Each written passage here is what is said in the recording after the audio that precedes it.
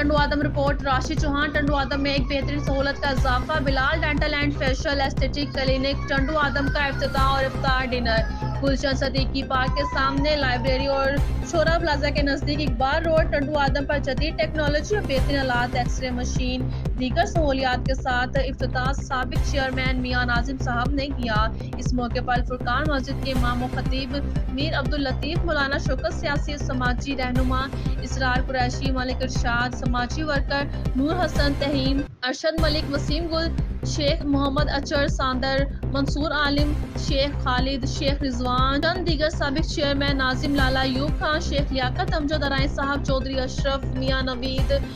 ٹنڈو آدم بار کے صدر عمران بشیر علائیں انجمن تاجران سندھ کے نائب صدر حبیب خان میاں فیملی کے دیگر ممبران سمیت سیاسی سماجی رہنما ٹنڈو آدم کے شہریوں نے بڑی تعداد میں شرکت کی